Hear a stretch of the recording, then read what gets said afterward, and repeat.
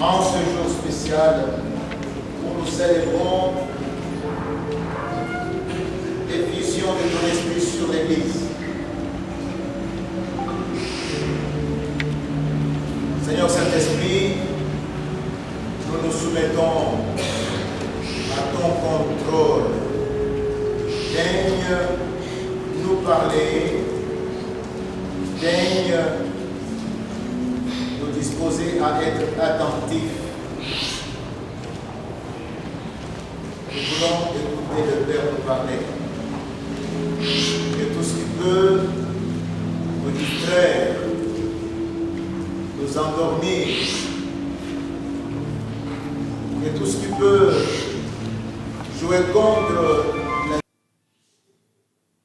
ce moment soit éloigné, éradiqué et anéanti, et cela au nom de Jésus-Christ.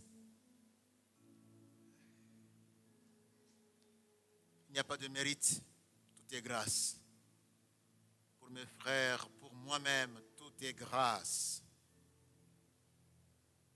Merci pour ceux qui sont déjà là et merci pour ceux qui vont bientôt nous rejoindre. À toi soit la gloire et l'honneur à jamais. Amen. Amen.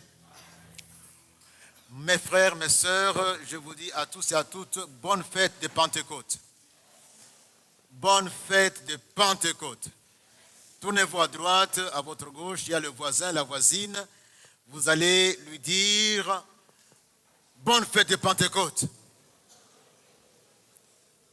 Bonne fête de Pentecôte 2022, mon frère, ma sœur, mon frère.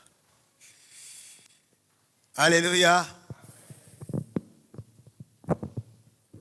Nous sommes dans la joie de nous retrouver en ce dimanche 5 juin où nous avons, comme chaque dimanche, l'occasion de célébrer la mort et la résurrection du Seigneur Jésus, mais aussi avec le calendrier liturgique, nous avons de Pentecôte 2022.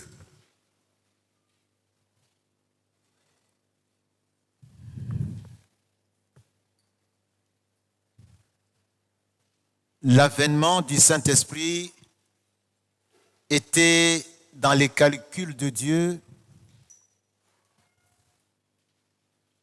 dans les projets de Dieu, dans la planification de Dieu.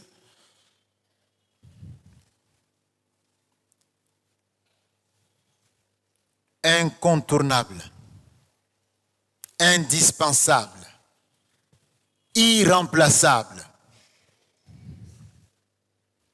pour nous.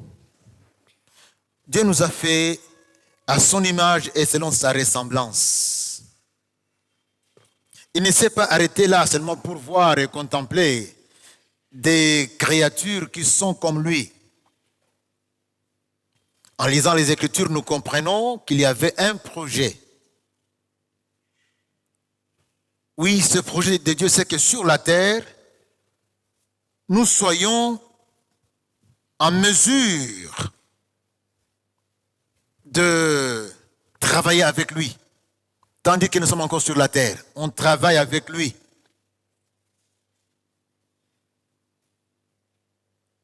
Je dis bien, Dieu nous a créés à son image et selon sa ressemblance, entre autres pour que nous soyons les seules créatures qui travaillent avec lui.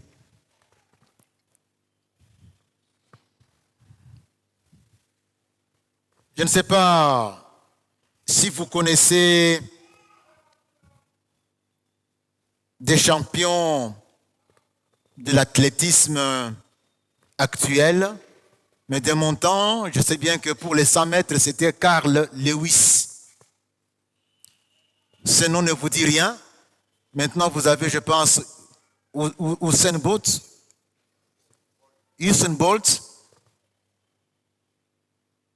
Et d'ailleurs, ce n'est plus lui, il semble. Mais si tu prends Usain Bolt, tu le prends moi je parlerai bien facilement de Carl Lewis, et tu le mets pour qu'il court avec moi. Vous m'avez tué. Vrai ou faux? Vous m'avez tué. Donc pendant que moi je commence à courir là, lui il est déjà arrivé. Il y a quelque chose qui me manque que lui a. De même aussi, Dieu a quelque chose, son niveau de travail, la qualité de sa vie pour le fréquenter, se frotter avec lui. En tout cas, humainement parlant, il nous manque quelque chose. Et c'est ce qui nous est apporté du ciel par le Saint-Esprit. Cette valeur ajoutée-là, cette plus-value-là. Parce que nous avons non seulement été créés à son image et selon sa ressemblance, mais aussi nous avons en tout cas la vocation, le privilège, la grâce. Nous sommes appelés à travailler avec lui. Mon frère, tel que tu es là, Dieu t'a créé pour que tu travailles avec lui.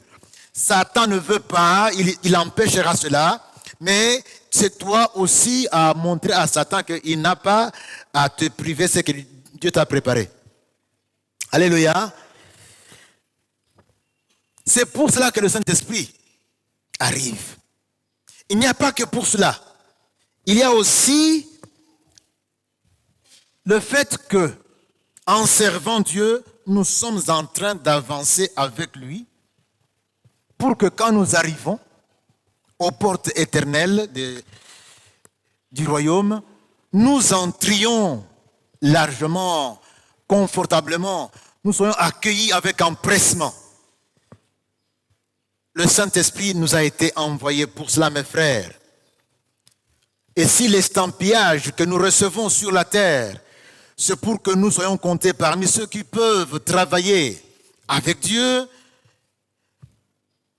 le fait que nous appartenions à cette famille, à cette propriété de Dieu, nous qualifie maintenant pour avancer avec lui.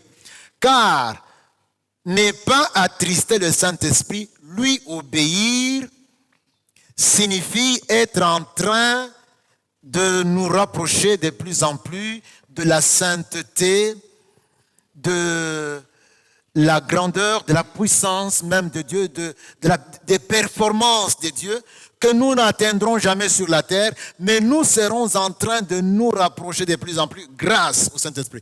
Nous serons en train d'avancer vers le ciel. Tandis que même si tu connais Dieu et que tu désobéis au Saint-Esprit, tu es en train d'avancer et d'aller tout droit dans l'autre sens, puisque le ciel se trouve par ici, et toi tu es en train d'aller là, donc tu es en train d'aller vers le feu, les flammes éternelles, le lac de feu, là où tu es rongé chaque jour et à chaque instant. Là où tu n'as pas de repos, là où tu souffres. Aujourd'hui, tu as la possibilité de dire non à cela pour aller entrer dans la gloire avec Dieu. Le Saint-Esprit est venu pour cela. Marcher avec Dieu, donc servir Dieu, travailler avec Dieu. Jésus a dit, mon Père agit jusqu'à présent. Moi aussi, j'agis. Donc Dieu n'a pas, après avoir envoyé Jésus, envoyé le Saint-Esprit à croiser les bras. Alléluia. Il travaille encore. Et il veut travailler avec toi. Quelqu'un dit Amen. C'est quand tu as travaillé avec Dieu que tu peux t'attendre à régner avec lui. J'ai dit à régner avec lui. À régner avec lui. Et vous savez où s'assied le roi? D'abord, comment on appelle celui qui règne? On l'appelle roi. Et comment on appelle le trône? Enfin, le trône, j'ai répondu. Le siège du roi. Lazare est en train de rire. Comment on appelle le siège du roi? Le trône. C'est Jésus qui a dit ça. Le vainqueur, je le ferai asseoir sur mon trône. Comme moi j'ai vaincu et je me suis assis avec mon Père sur son... Mes amis, nous avons un avenir radieux. On ne peut pas se représenter. Nous sommes tout simplement ceux à qui la grâce la plus grande. Donc, cette affaire concerne Dieu, Père, Fils, Saint-Esprit. On saute toutes les créatures célestes et maintenant nous avons cela sur la terre, comme on le verra. C'est ainsi que nous avons intitulé notre partage de ce matin, en cette fête de Pentecôte, le Saint-Esprit, coach incontournable dans la mission. Le Saint-Esprit, coach incontournable dans la mission.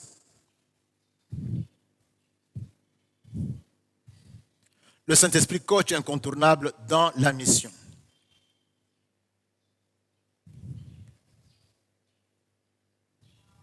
Faut-il dire à quelqu'un que la raison pour laquelle tu es sur cette terre, c'est pour la mission? Donc la tâche de Dieu là, le travail que Dieu est en train de faire, qu'il fait depuis les temps révolus, le travail que Jésus est venu accomplir sur cette terre, le travail, la tâche que Jésus nous a léguée, c'est pour cela, je voudrais dire à quelqu'un qui est distrait, ce n'est que pour ça que tu es donc sur cette terre. Que tu le saches ou pas, aujourd'hui, sache-le. Tu es ici pour la mission de Dieu. Au premier service, les choses que j'ai dit ici n'ont pas poussé les gens à applaudir. Mais ce sont des choses que vous devez connaître. Parce que le Seigneur veut que nous les ayons, il nous les a communiqués dans les Écritures et il faut que nous ayons notre travail en tant qu'Église, c'est d'annoncer tous les conseils de Dieu. Alléluia. Si donc vous le pouvez, je vous demande de vous mettre debout. On va lire dans les Écritures 3 passages. Le premier, c'est l'Évangile selon Jean au chapitre 7, versets 37 à 39. On va aussi lire dans le deuxième passage, ça sera Acte 16, 6 à 10. Et là, on verra comment le Saint-Esprit, en tant que patron, est en train de diriger, de conduire les choses. Et on lira également Éphésiens 4, 20. Je commence avec le premier passage.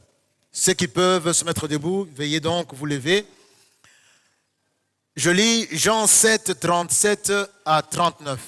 Le dernier jour, le grand jour de la fête, Jésus, se tenant debout, s'écria: si quelqu'un a soif, qu'il vienne à moi et qu'il boive. C'est lui qui croit en moi, des fleuves d'eau vive couleront de son sein, comme dit l'Écriture. Donc, viens et bois, et comme tu crois en moi, en venant boire, tu vas même devenir donc source des fleuves d'eau vive. Il dit cela de l'Esprit que devaient recevoir ceux qui croiraient en lui, car l'Esprit n'était pas encore, parce que Jésus n'avait pas encore été glorifié. Donc ici, Jean lui-même interprète et dit c'est que ces eaux-là, ces fleuves débordants, ces torrents des rivières et des fleuves. Acte 16, 6 à 10. Acte vient juste après Jean. Acte 16, 6 à 10. Ayant été empêchés par le Saint-Esprit d'annoncer la parole dans l'Asie, ils traversèrent la Phrygie et le pays de Galatie.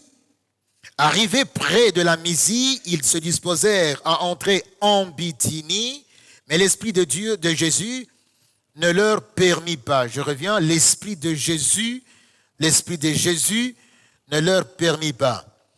Ils franchirent alors la Mysie et descendirent à Troas. Pendant la nuit, Paul eut une vision. Un Macédonien lui apparut et lui dit et lui fit cette prière: passe en Macédoine, secours-nous.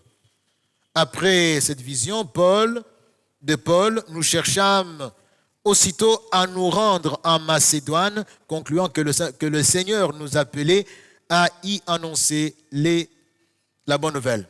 Enfin, Éphésiens 4, 30, n'attristez pas le Saint-Esprit de Dieu, par lequel vous avez été scellés pour le jour de la rédemption. Bien-aimés, veuillez vous mettre. Veuillez vous mettre, mes frères.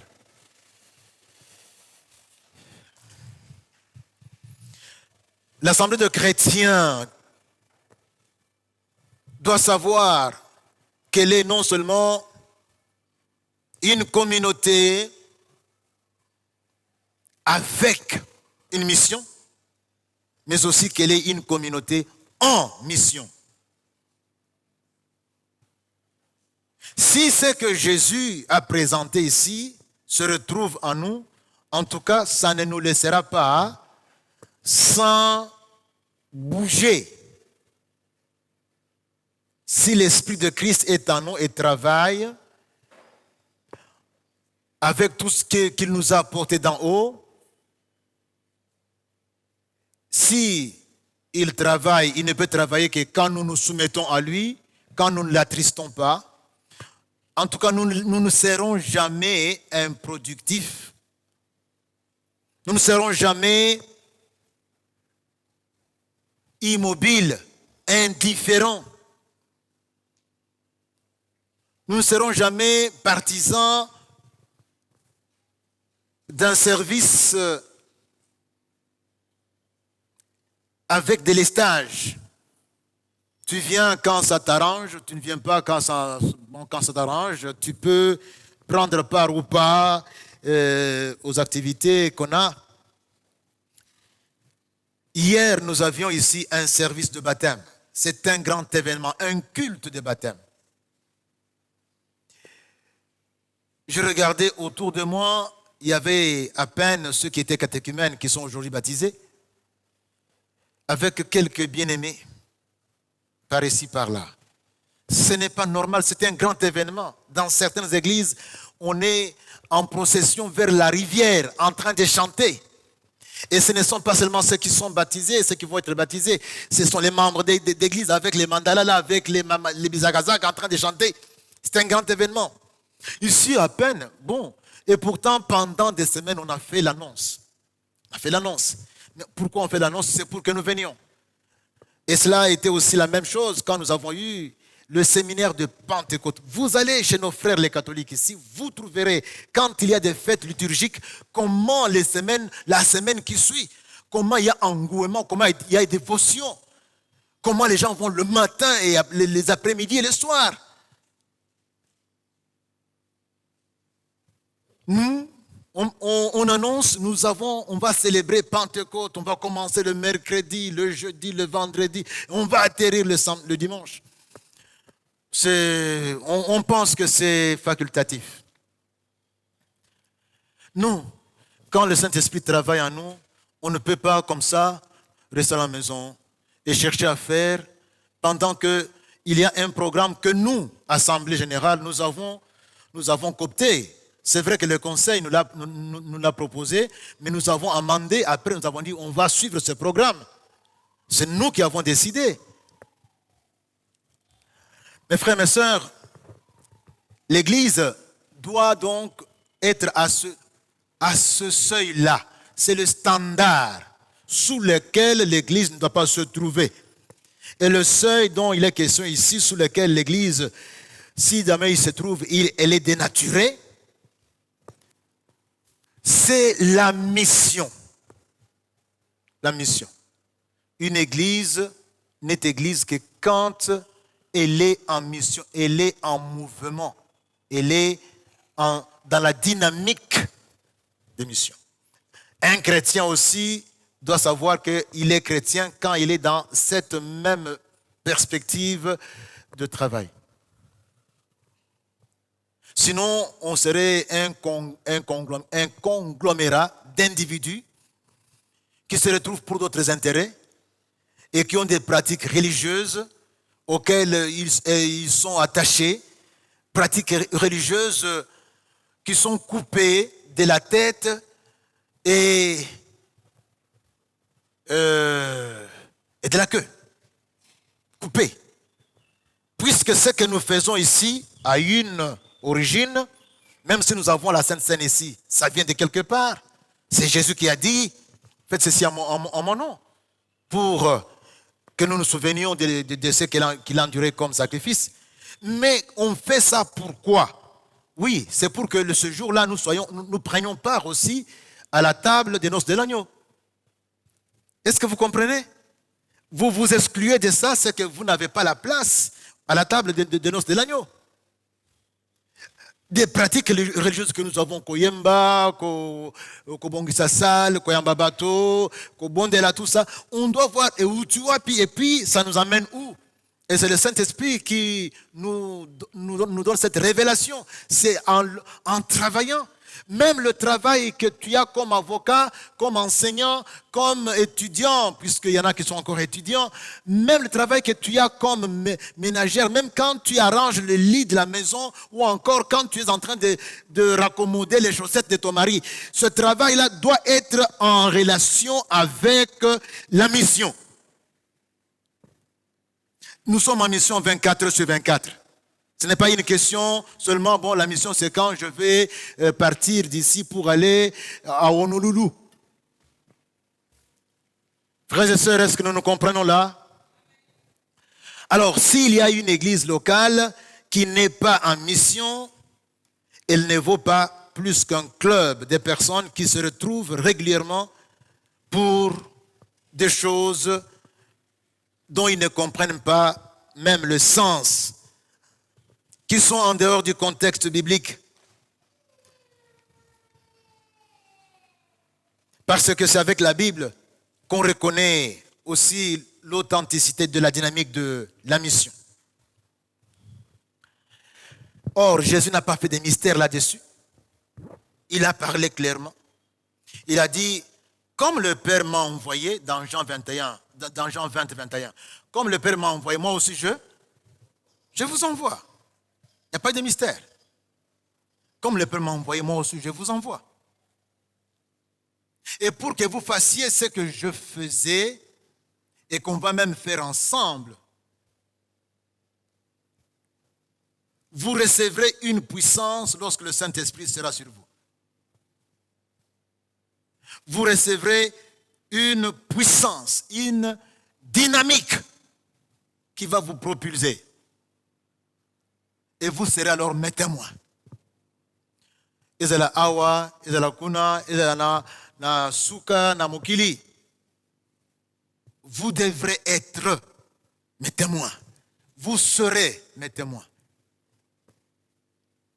Comprenez bien que nous avons un rang qui est, il faut dire les mots tels qu'ils sont, divins. Parce que Jésus dit, quand le Saint-Esprit viendra, qu'est-ce qu'il fera? Il témoignera de qui? De moi. Et puis à Bakissi, vous aussi, vous rendrez témoignage de moi. Vous aurez un service divin.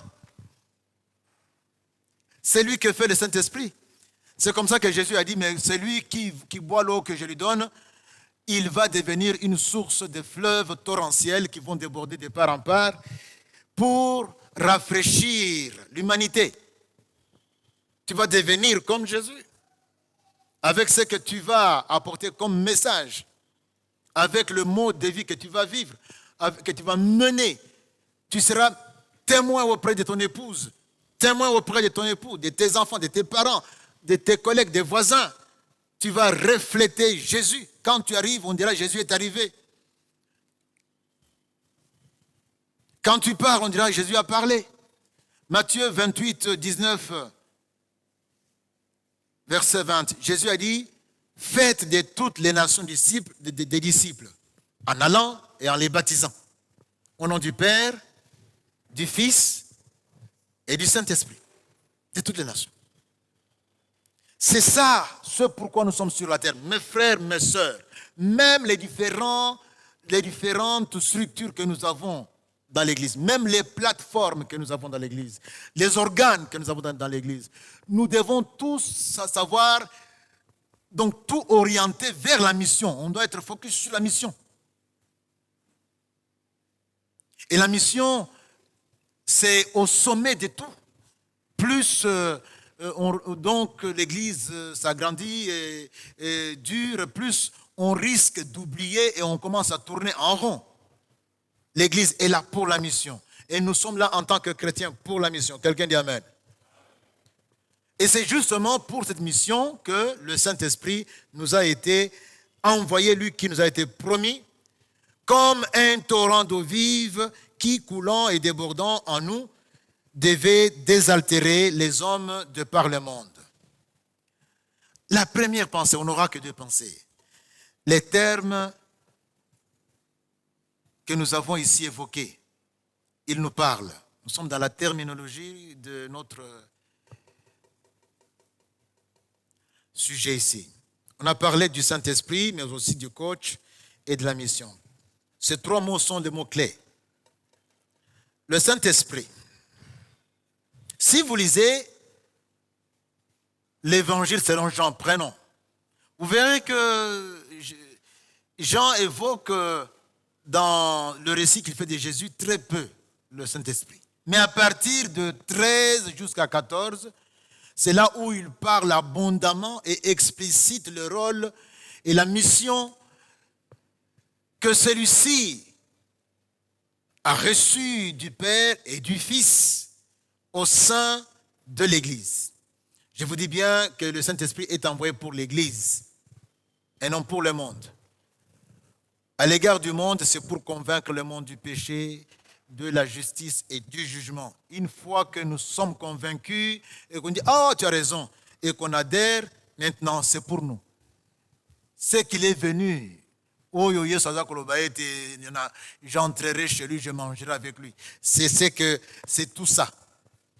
Ce qu'il a apporté, c'est pour l'Église. Les païens ne peuvent même pas en sentir l'odeur. C'est pourquoi si tu es ici, tu es encore païen, en tout cas profite de ce moment pour que tu franchisses le camp où tu te trouves maintenant pour entrer dans le camp de la lumière. Quelqu'un dit Amen. Quelqu'un dit Amen.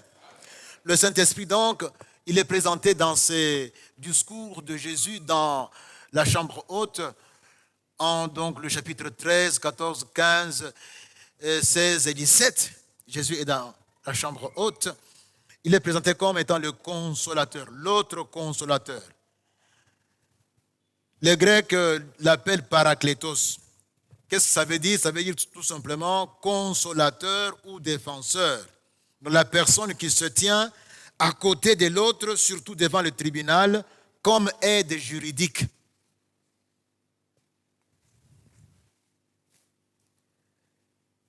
Alors, l'expression utilisée par Jésus, je demanderai enfin que le Père vous envoie un autre paraklétos, un autre consolateur. Le terme grec, c'est halos et non hétéros, paraklétos. Il y a une différence. Si tu veux parler de autre, n'importe quel autre, tu utilises hétéros ou halos. Mais quand tu veux dire l'autre moi-même, l'autre comme moi, comme Jésus dit, Pesa, l'autre joue. Donc, c'est l'autre qui est comme lui. On utilise halos. Alléluia. Et Jésus, quand il parle du Saint-Esprit, c'est halos consolateur, l'autre consolateur qui est comme moi. L'autre de la même trempe que moi, jouant le même rôle que moi, conseiller, défendre, avocat. Ce que nous avons dans le credo. Et nous reconnaissons que le Saint-Esprit est là où se trouve le Père, où se trouve le Fils, il est là. Qui cum patre et filio simul adorator et conglorificator. Et avec le Fils et avec le Père et avec le Fils, ils sont ensemble, simul adorator, ils sont ensemble adorés. Et conglorificator, ils sont ensemble glorifiés. Alléluia. On dit du Saint-Esprit qu'il a parlé par les prophètes. Qui locutus est per prophetas. Il vient envoyé par le Père. On dit ça dans le credo. Et le Fils. Qui ex patre et filioque. Qui ex patre filioque. Procedit. Il procède du Père et du Fils.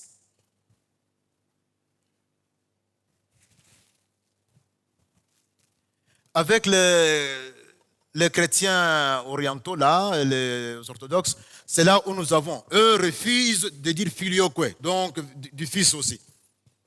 Non, non, il n'a envoyé que par le Père. Nous savons que Jésus a dit, je vais vous envoyer le consolateur. Il a dit ça, oui ou non? Nous savons aussi que Jésus a dit, je vais prier le Père pour qu'il vous envoie le consolateur. Il a dit ça, oui ou non? Puisqu'il a dit ça, nous prenons ce que dit la Bible. Et nous disons, et le Père et le Fils envoient le Saint-Esprit. Donc il procède et du Père et du... Donc, qui ex patre filioque procedit. Donc il est dans ce cercle-là, infiniment élevé. Quand nous disons que ton nom soit sanctifié. Donc, Zala Nayo Musika. Donc, tu es seul. On ne peut même pas nous comparer à toi. Que ton nom soit sanctifié. Donc, Zala Obulusami, vous allez Musika. Et nous te traitons comme celui qui est souverainement, il est très haut. Alléluia. Et c'est là où se trouve le Saint-Esprit. Il est Dieu. Je ne vais pas revenir sur la matière qu'on a traitée pendant le séminaire. Le séminaire, quand on a eu les 3 jours passés. Il est coach. Un coach, c'est un anglicisme, veut dire entraîneur personnel.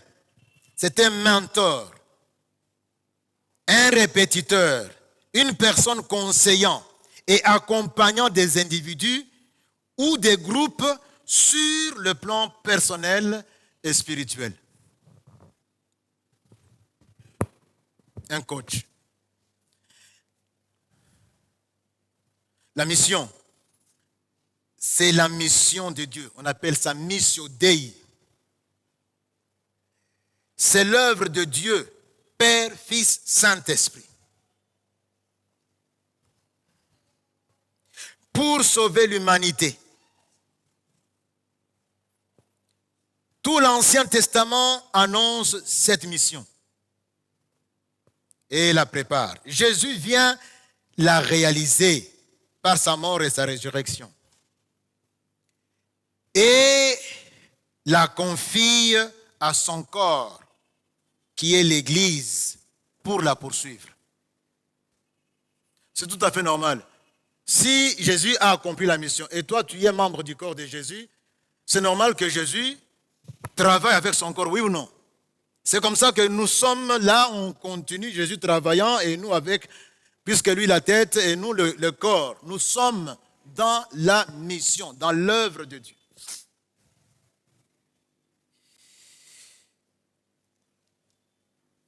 Et le Saint-Esprit vient pour nous en rendre capables. Mosala moye Yesu apesi biso molimo na Nzambe mpeve ya longo Roho Mtakatifu.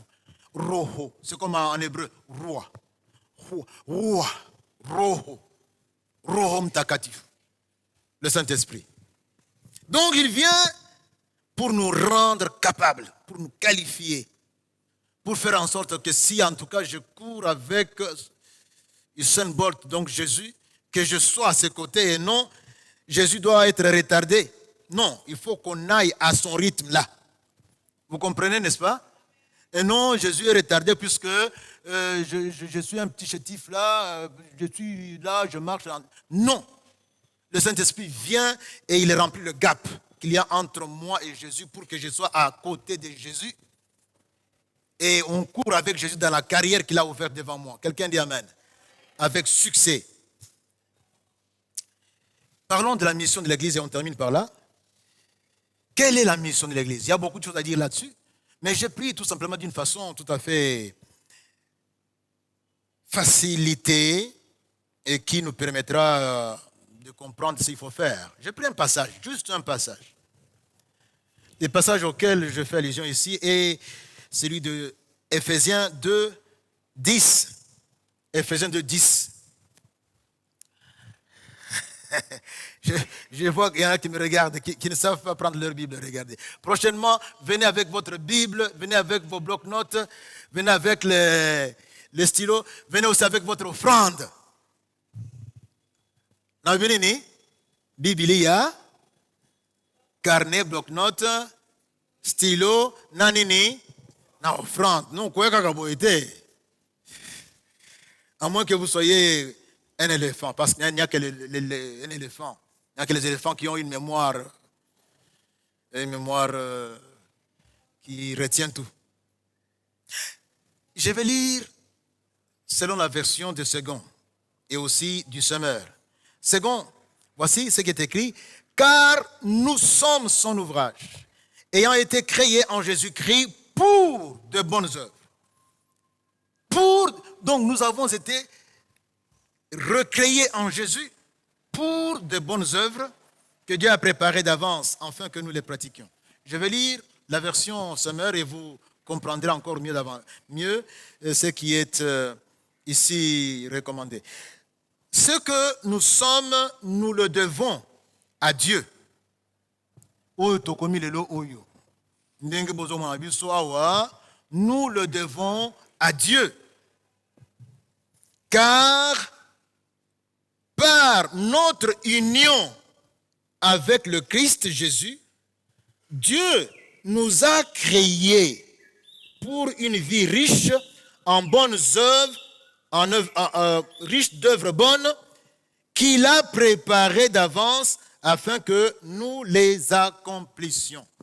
Mon frère, ma soeur, ta mission, c'est quand tu es en train de faire, au moment où tu es, là où tu es. Ça peut être dans un laboratoire, ça peut être dans l'hémicycle du palais du peuple où tu es politicien, ça peut être dans ton cabinet de président de la République, ça peut être dans le champ où tu travailles, tes plates-bandes des amarantes ou des burolos, n'est-ce pas? Mais ça peut être aussi là où tu prépares pour que les enfants mangent, là où tu es, là où Dieu t'a placé. Ce que tu es en train de faire et que Dieu a préparé que tu fasses, tu es en mission. Quelqu'un m'entend? Quelqu'un m'entend? Il faut, pour qu'il en soit ainsi, que ce que tu fais se conforme à la mission et soit pour faire avancer la mission. Sache bien que le poste que tu occupes aujourd'hui, là où tu es, même dans tes affaires propres, à ton compte personnel, c'est Dieu qui t'a placé là. Pour servir Dieu, il ne faut pas seulement être un pasteur. Je vais rapidement. Nous servons Dieu 24 heures sur 24, partout où nous sommes. Et tout ce que nous faisons, comme le dit Paul dans 1 Corinthiens 10, verset 31, soit que vous mangez, soit que vous buviez, soit que vous fassiez quelque autre chose, faites tout pour la gloire. Et la gloire de Dieu, c'est à travers la mission. C'est quand les âmes sont sauvées. Puisque moi ici, quand on n'était pas venu m'évangéliser, tout ce que je faisais attristait Dieu. Dieu était malheureux avec moi. Donc aujourd'hui, je peux me lever et faire ce que le Saint-Esprit me dit. Aujourd'hui, après-demain, après-demain, et Dieu est glorifié. Dieu est content. Que cela soit pour la gloire de Dieu. La mission, voilà ce qui glorifie Dieu. Mes frères, mes sœurs, si ce que vous faites vous prend plus de temps et vous empêche même de venir communier avec les frères, donc vous devez dire à Dieu, oyo mosala nazana yango eutie pa na yote. Nalingo pesanga mosala oyo nakoki kozwa temps ya kokende kosalela yo na lingomba mosala oyo nakoki soki mokola yengeye na yepe na baninga kokumisa yo lokola lelo boye ezala te kaka ngai nazala na misala il faut nzambe opesanga mosala oyo eutie pa na yo. Sinon en tout cas pour moi je ne pense pas que oyo yo ekozala bo. Qu'est-ce que je suis en train de dire? Que tout ce que nous avons comme commission, accueil, intercession, la musique, la technique, presse et médias, tout ce que nous avons comme organe, conseil paroissial, diaconie, aumônier, tout ce que nous avons comme plateforme, jeunesse, maman, CRF, papa, tout cela doit être en train de regarder la mission. Est-ce que vous me comprenez? C'est ainsi que l'évangélisation, ce ne sont pas quelques individus qui doivent se retrouver. Nous avons eu un mois d'évangélisation. As-tu parlé au moins à une seule personne pendant le mois de mai qui vient de se terminer? On a déclaré que ce mois soit le mois d'évangélisation. Mon frère, ma soeur, je le dirai encore plus loin. Si tu n'as pas l'engouement qu'avait Jésus pour les âmes qui sont perdues, ça pourrait être la preuve que l'esprit qui était en Jésus n'est pas en toi.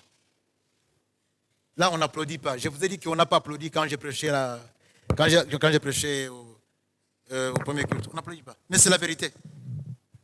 Ce que vous allez kilo pour na kokende ou bien azali katna mais ozakoto ça y était. Alors ça signifie quoi? Que tu es en train d'aller dans l'autre direction? Ou bien il n'est pas en toi.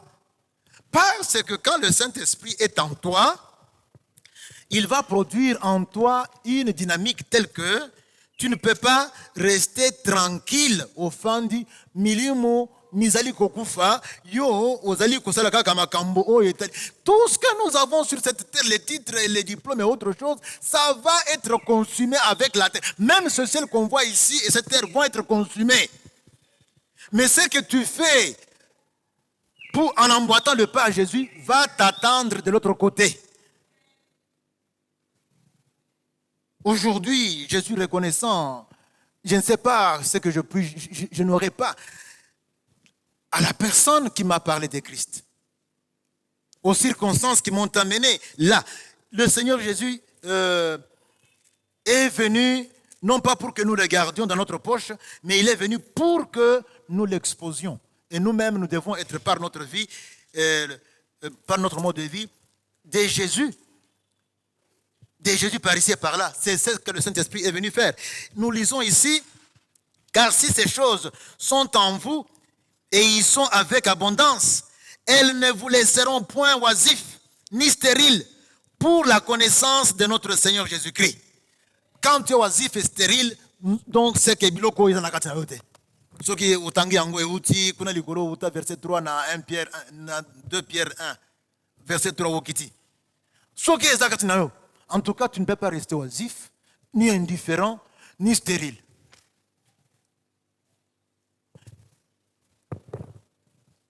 Je vais aller rapidement pour terminer. Notre mission, mes frères, se limite à accomplir ces œuvres qui nous ont été préparées en Jésus-Christ.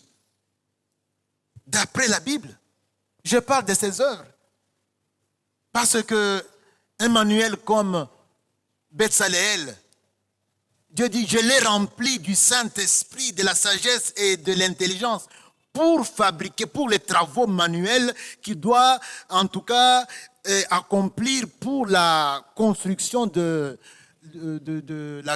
l'Arche d'Alliance. Le Saint-Esprit, on a besoin du Saint-Esprit même quand nous sommes dans la technique, dans la technologie. Ceux qui ont compris ça travaillent et coopèrent avec Dieu partout où ils sont. Et ils le font pour la mission. Parce que pour que je puisse me déplacer de chez moi jusqu'ici, je prends un transport. La mécanique, il faut que quelqu'un me travaille ça, que répare ça et même fabrique le véhicule. Et puis ça me transporte pour que j'arrive ici. Vous comprenez bien que ça doit normalement converger vers ça.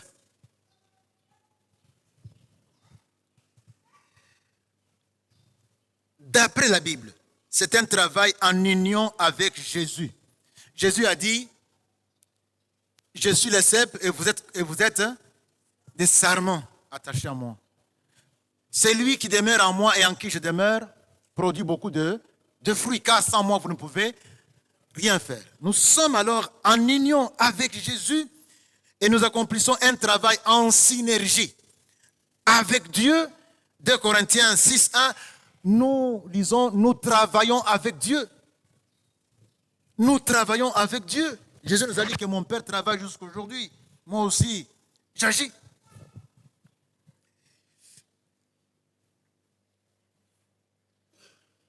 Et nous travaillons, nous faisons cela dans la puissance du Saint-Esprit.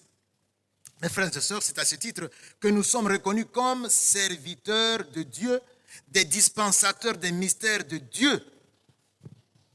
C'est que nous sommes appelés à gérer, ce sont les mystères de Dieu. Ça nous vient de Dieu. L'eau qui coule en nous vient de Jésus. Et nous sommes là appelés à gérer cela. Il a remis ça en nous. Aujourd'hui, c'est moi qui gère. Je sors là, je vais. Kosopa. Meli.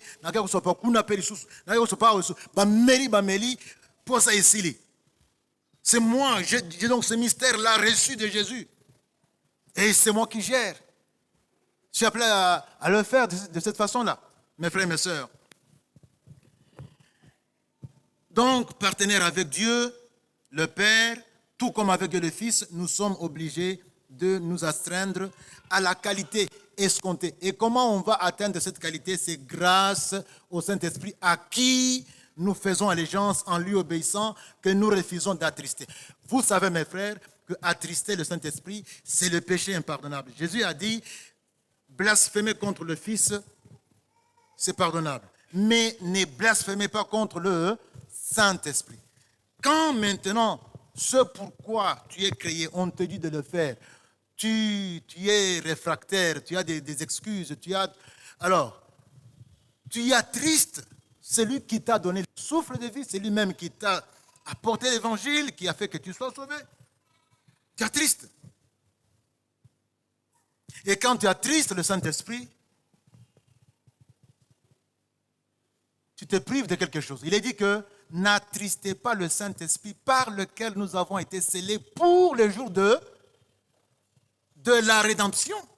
Ça voudrait dire que le sceau dont nous sommes marqués là nous fait déclarer propriété de Dieu, non pas pour qu'on dise « Ah, moi j'appartiens à Dieu, je suis sauvé. » Non, propriété de Dieu pour marcher derrière et avec le Saint-Esprit. Et c'est comme ça qu'on va progresser vers les tabernacles éternels où Dieu nous attend dans la gloire.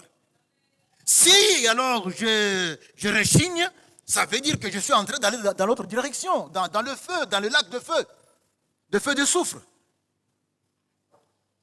Alléluia. Alléluia. Mes frères, ce n'est pas un message facile à avaler, mais il faut que vous sachiez cela, pour que nous puissions en tout cas vivre autrement.